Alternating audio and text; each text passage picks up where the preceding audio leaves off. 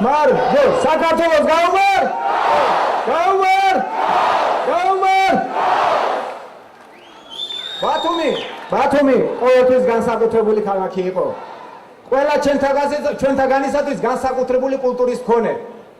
ბათუმის თავისებური სული და განუმეორებელი ხიბლი ჰქონდა.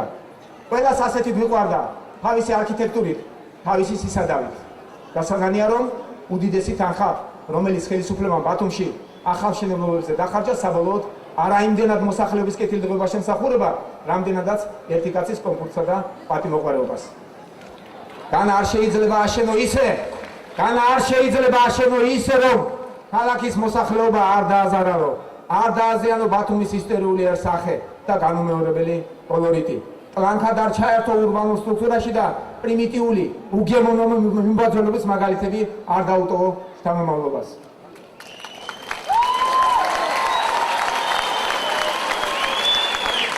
განა არ შეიძლებოდა ეს საქმე მიგვენდო პროფესიონალებისათვის და ბათუმი ერთი კაცის ამბიციებისა და ფანტაზიების პოლიგონად არ გადაქცეულიყო. კარგია თუ სადმე დაიგო გზები, მაგრამ გზები და წყალგაყვანილობა, მაგრამ კანალიზაცია ძალიან კარგია, მაგრამ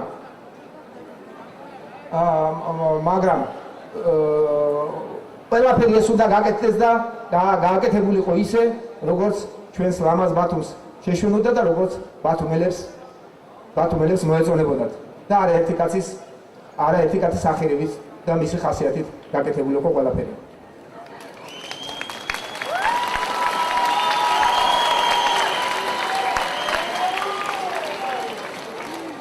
დასანანია, რომ უკონტროლოდ დახარჯულმა მილიონებმა, რომელიც ასეთ გაუაზრებელ და უსისტემო განაშენიანებას მოხმარდა, მოსახლეობას თვითონ თქვენგანს ვერანაირი სარგებელი ვერ მოუტანა. დანაშაულია, რომ საქართველოს სამუძველესი და ულამაზესი კუთხისათვის ხელისუფლებამ ვერ მოიფიქრა სხვა ფუნქცია, კაზინოებისა და ნახევრად ლეგალური სარისკოპოების გარდა. ბათუმი როგორც ყველა ბათუმი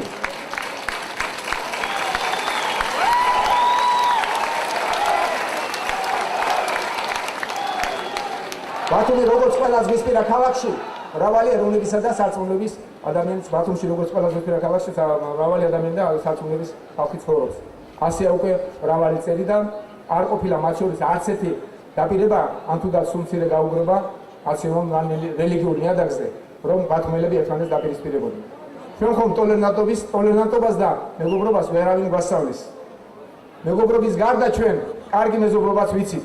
თურქეთი ჩვენი სამეზობლოა, ძალიან კარგი მეზობელია, ნატოს წევრი ქვეყანაა. მასთან ჩვენ სტრატეგიული პარტნიორობა, კეთილმეზობლური ურთიერთობა გვაკავშირებს. ყველას გვახსოვს ის სიკეთე, რომელიც 90-იანი წლების დასაწყისში თურქეთის საზღვრის გახსნამ მოგვიტანა. ამ ხელისუფლებამ, რომელიც თავისი ძალაუფლებისა და კეთილდღეობისათვის უკან არაფერზე იხებს, დაუგონარი ვითარება შექმნა ქვეყანაში, განსაკუთრებით კი აჭარაში. ხელისუფლება თავისი მოქალაქეების მიმართ აშკარად დისკრიმინაციულად მოქმედებს. ინვესტიციების ხელშეწყობა ძალიან კარგია, მაგრამ ეს არავითარ შემთხვევაში არ უნდა ხდებოდეს საკუთარი მოქალაქეების ხარჯზე.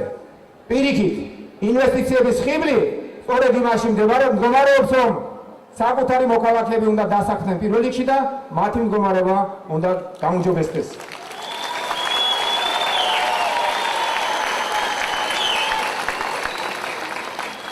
არც ერთ ამოყვარე სახელმწიფო ასე არ იქცევა, არც დასავლეთში და არც აღმოსავლეთში.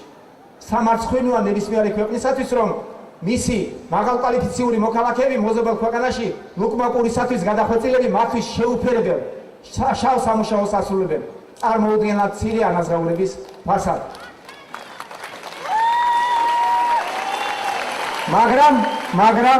მაგრამ კიდევ უფრო სამარცხვინოა, როდესაც შენი ქვეყნის მოქალაქეები სრულიად დაუმსახურებლად დისკრიმინაციულ მდგომარეობაში არიან აქ, მშობლიურ მიწაზე.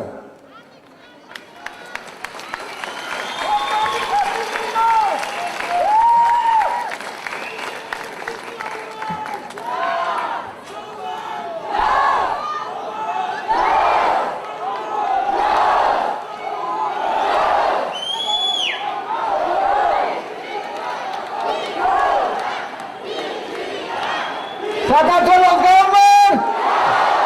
გაუმარ! ჩვენ შევცვლით შრომის კოდექსს. ისე რომ არც ერთ დამქირავებას აღარ შეეძლოს დაქირავებულის უფლებების შელახვა. ჩვენ აღავდგენთ სამართლებრივ და უფლებრივ წონასწორობას დამქირავებასა და დაქირავებულებს შორის.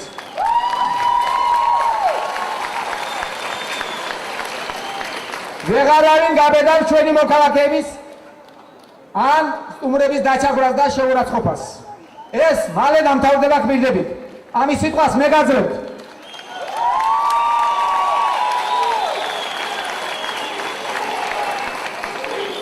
მე თავიდან გითხარით, რომ ამ უზღასობას ჩვენ უსათუოდ მოუვლით და რაც შეიძლება სწრაფად. მე ამას ვპირდებით. უცნაური ქალაქია ბათუმი. უცნაური ქალაქია ჩვენი საყვარელი ბათუმი. ბათუმიც იმას უყვარს. ასევე უყვარს ბათუმი მთელ საქართველოს.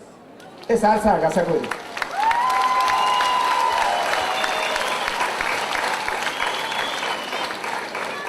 ეს არცაა გასაკვირი. საქართველო ხომ ზღვისპირა ქვეყანაა, ხოლო შავი ყავის სურნელი თვრალი ბათუმი ჩვენი ზღვისპირეთის მთავარი ქალაქია. იგი ცრემლავი ღიმილია საქართველოს პირისახეზე.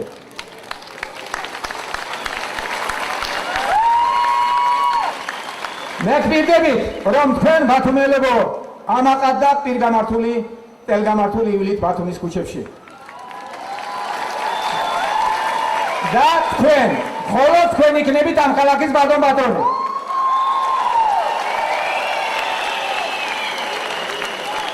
და არავინ არ იქნება თქვენი მიტოქე წვიმის გარდა. მხოლოდ წვიმა დარჩება მეტოქე ბათუმელებს.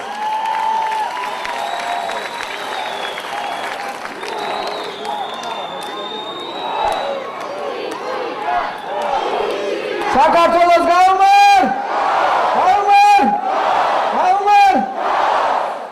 აქ ახსენებ კიდევ ერთ გაუგებრობას, რომელიც ხდება აჭარაში, რომელშიც თქვენ ხელისუფლებამ გახვიათ. ხალხო, ჩვენ ხომ ვიცით, რომ რელიგიური შემწყნარებლობა ქართული ტრადიციის ერთ-ერთი საუკეთესო და უძველესი ნაწილია. ვიცით ისიც, რომ აღსრულებლობის თავისუფლება ხელშეუხებელი უნდა იყოს სამართლიან და დემოკრატიულ სახელმწიფოში. ამიტომ მხოლოდ უნდა გვიამაყობოდეს ის, რომ ქრისტიანული ეკლესიების გვერდით საქართველოში დღეს მუსლიმანური მეჩეთები მოქმედებს. ჩვენს ქვეყანაში ქრისტიანებმა და მუსლიმანებმა ერთმანეთის გვერდის თანასწორად და ღირსეულად უნდა იცხოვრონ. მე ვიცი, რომ თქვენ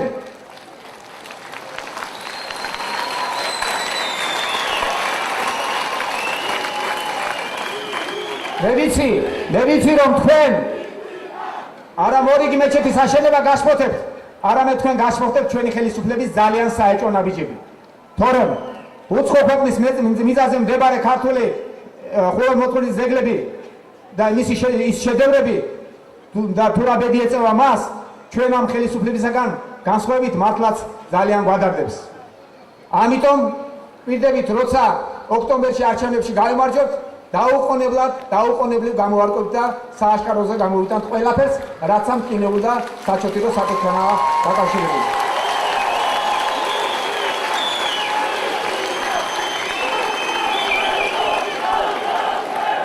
საქართველო!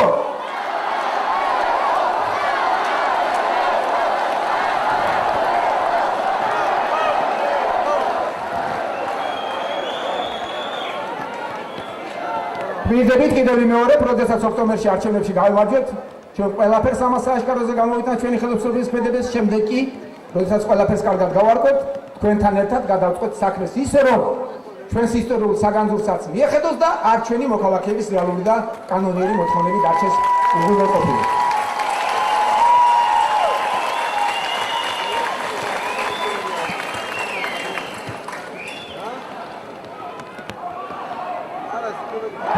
ოქტომბერში ჩვენს გამარჯვებას გაუმარ!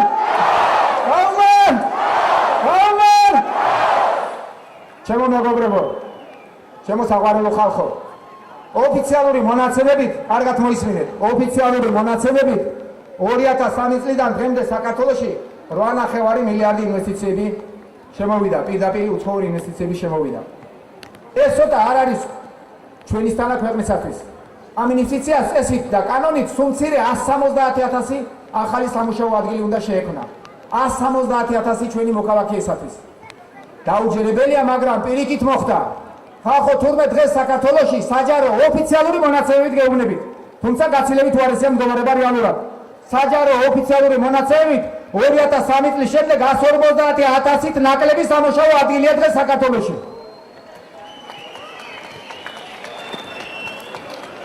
ასეთი საგანგაშო ვითარება კი მხოლოდ იმიტომ შეიქმნა, რომ სააკაშვილის ხელისუფლებას შემოსულ მილიარდებს არ მოიხმართ დანიშნულების მიხედვით.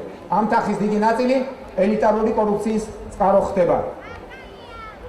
ჩვენ პირობას გაძლევთ, რომ შევქმნით ისეთ ბიზნეს გარემოს, რომელიც რეალურად მიმზიდველს გახდით საქართველოს უცხოელი ინვესტიციებისათვის და ინვესტიციები ერთი კაცის ახირებას კი არ მოხმარდება, არამედ თანაბრად და ჭკვიანურად განაწილდება, რათა შეიქმნას რაც შეიძლება მეტი რეალური სამუშაო ადგილი.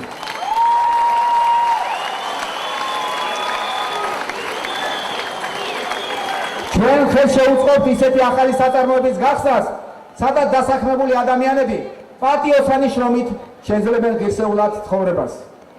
ხალხო, საქართველოს ზღვისპირა სახელმწიფოა და ასეთ ბუნებრივ რესურსებს ნებისმიერი ქვეყანა გონივრულად გამოიყენებდა ეკონომიკის განვითარებისათვის. ჩვენს ქვეყანასაც ჰქონდა საზღვაო ფლოტი, კარგად გემახსოვრებათ. მართალია არც ისე კარგი, მაგრამ შეიძლებოდა მისი გაუმჯობესება და რეფორმირება. ამ ხელისუფლებამ მოახერხა და ნაცვლად ამისა, რომ მდგომარეობა გამოესწორებინა, მთლიანად წყალს გაატანა ქართული სანაოსნო. 15 გემი გაასხვისა მიზერულ ფასად 90 მილიონ დოლარად. მაშინ როცა მყიდველმა კომპანიამ ამ გემებიდან 2 გემი ერთი წლის შემდეგ გაყიდა ზუსტად ამ თანხაში. 2 გემი გაყიდა ერთი წლის შემდეგ იგივე 90 მილიონ დოლარად. ანუ სახელმწიფომ თითქმის მთელი ფლოტი 15 გემიდან 2 გემის ფასად გაყიდა. ჩვენს მეზღვაურებს არაფერი შეეხებათ კვირდებოდა ხელისუფლება. და ამის საბუთად მეზღვაურთა დასაქმების 12 წლიანი ვალდებულება მოხდა, მაგრამ ისე მოხდა, რომ კომპანიამ 5 წლის შემდეგ გაკოტრა და ყველა იქ მომუშავე ადამიანი სამსახურის გარეშე დარჩა. გარდა იმისა, რომ ხელისუფლება არ დაინტერესებულა თავისი მოქალაქეების ბედით, ჩვენს ქვეყანას ფლოტის გარეშე დარჩენის საფრთხე ემუქრება. ასე ექცევა სააკაშვილის ხელისუფლება თავის ხალხსა და თავის ქვეყანას. ჩვენ ვიცით, რომ მეზღვაურობა ბათუმელებისათვის პრესტიჟულ საამაყო და ამავდროს დროს შემოსავლიან პროფესიად ითვლება, რადგან ზღვაოსნობას აქ დიდი ტრადიცია აქვს. ქართველ მეზღვაურებს უცხოეთში ყოველთვის კარგი სახელი ჰქონდათ. ჩვენ ქართული ოცნება აუცილებლად აღვადგეთ ნაოსნობის ტრადიციებს.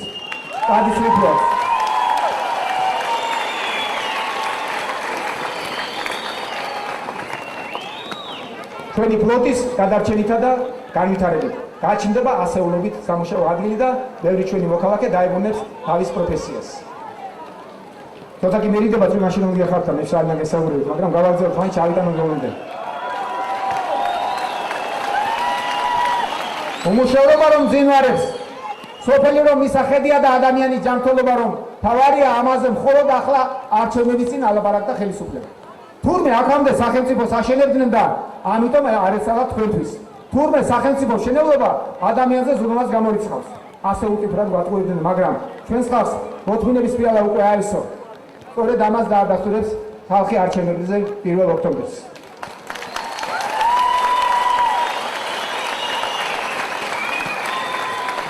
1 ოქტომბერს ქართველი ხალხი დაადასტურებს და გააკეთებს არჩევანს, რომ ტყუილს სიმართლე ურჩევნია და გაჭირვებას კეთილდღეობა.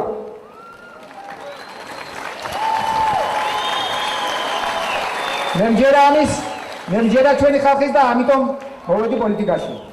ჩვენი ქვეყნის წელში გატეხვა, ქვეყნის წარსების პირამდე მიყვანა ამ ხელისუფლებამ პირველ რიგში სოფლის მეურნეობის სრული უგულმოყოფით მოახერხა.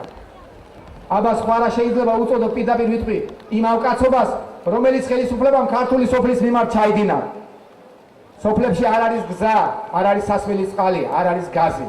ლექს არ გააჩნია შრომის სათანადო იარაღი და შესაბამისად უკიდურეს გაჭირვებაში უწევს ცხოვრება. აჭარაში შემოსავლის ერთ-ერთი ძირითადი წყარო ციტრუსია. თქვენ თავდაუზოგავთ შრომობთ, მაგრამ ამ შრომის შესაწყისი შემოსავალი არ გაქვთ. ჩვენ დავკარგეთ გასაგების ბაზარი და არაფერი ვიყენებთ იმისათვის, რომ ახალი ბაზარი გამოგვენახა.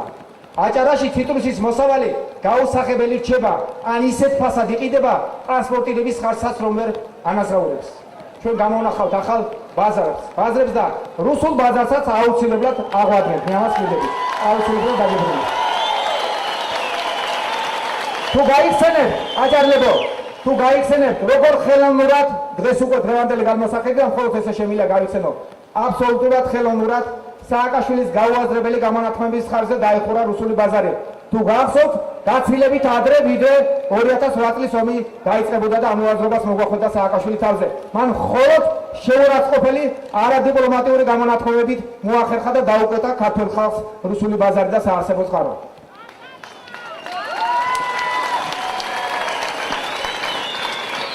შესაბამისად, სოფლებში გლეხების უმეტესობა გაღატაკდა და ამიტომ ყველა გაქცევაზეა. უცხოეთში გადადიან და იქ მუშაობენ კაპიკებად, რათა ოჯახი როგორმე გამოყვებონ. აი ამ დღეში ჩააგდო ხელისუფლებამ ჩვენი ამაყი ხალხი, ასე დააბეჭავა. კაც თავისები ნაყოფიერი მიწა წყალი მოულელი აქვს და უცხოეთში ლამის ყმად უდგება დამქირავებელს. ეს უნდა შეწყდეს ხალხო, ეს უნდა დამთავრდეს. ჩვენ აუცილებლად დავასრულებთ ესეთ ყოფას. სწორედ ამიტომ ქართულ ოცნებას დაგეგმილი აქვს ააღორწინოს ქართული სოფელი და ამისათვის შექმნას 1 მილიარდიანი ფონდი. ჩვენ შევცვლით ახლანდელ პოლიტიკას და ქართულ სოფელს მის მთავარ ფუნქციას დაუბრუნებთ. სოფელმა ქვეყანა უნდა გამოყვებოს.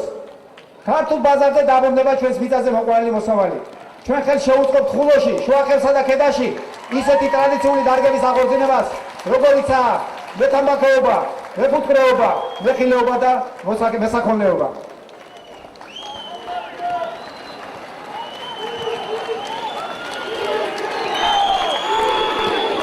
ჩვენს მომავალ გამარჯვებას გაუმარ!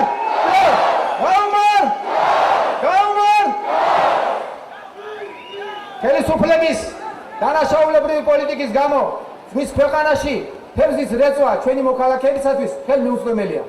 დღეს ეს დარგი მთლიანად მონოპოლიზირებულია, როგორც ეკონომიკის სხვა დარგები, როგორც მოგეხსენება. ჩვენ დავამყარებთ სამართლიან და კონკურენტულ გარემოს, რითაც ხელს შევუწყობთ ამ მომგებიანი დარგის განვითარებას. სრულ ციკს სავაწყობთ თევზის ჭერიდან მის საბოლოო გადამუშავებამდე და ამით შეიქმნება რეალური სამუშაო ადგილები.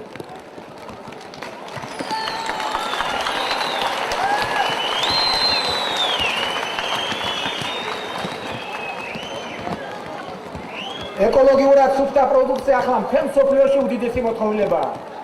ამიტომ ჩვენ დამნერგავთ თანამედროვე ტექნოლოგიებს და ჩვენი სულსათი უცხოურ ბაზარზეც თამამად და წარმატებით გავალთ.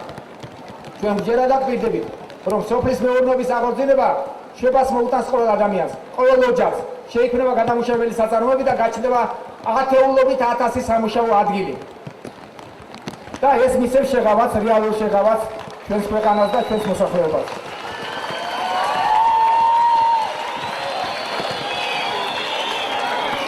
ერთ ჩემს შეხედულებას მოგახსენებთ, რომელსაც იმედი მაქვს უმრავლესობა იზიარებს. თუ მართლაც განვითარებულ და არა ჩამორჩენილ ქვეყნად გვინდა ჩამოყალიბდეთ, ჩვენ უნდა შევქმნათ და განვავითაროთ უმაღლესი რაგის საგანმანათლებლო დაწესებულებები, სკოლები, ინსტიტუტები და უნივერსიტეტები და ამასთანავე მოწინავე ტექნოლოგიებით აღჭურვილი საწარმოები, სადაც თქვენ და თქვენი შვილები სიამოვნებით იმუშავებთ. ჩვენ ხომ სწორედ ამ 21 საუკუნეში ვაპირებთ ღირსეული ადგილის მოპოვებას და დამკვიდრებას. გახსოვთ ალბათ, მინდა რომ შეგახსენოთ კარგად. ამასინათ ბათუმელებს სააკაშვილი ევროპაში ყველაზე მაღალ 40 სართულიან უნივერსიტეტს დაჰყიდა. 35 სართულზე ეშმაკის ბორბლით, კაფე-ბარებითა და ბიბლიოთეკით. ტელეკამერების წინ სპეციალურად შექმნილი დეკორაციიდან ახალგაზრდებს მოუწოდებდა ყავის ჭიქით და წიგნით ეშმაკის ბორბალზე მოკალათებულებმა იმეცადინებდნენ.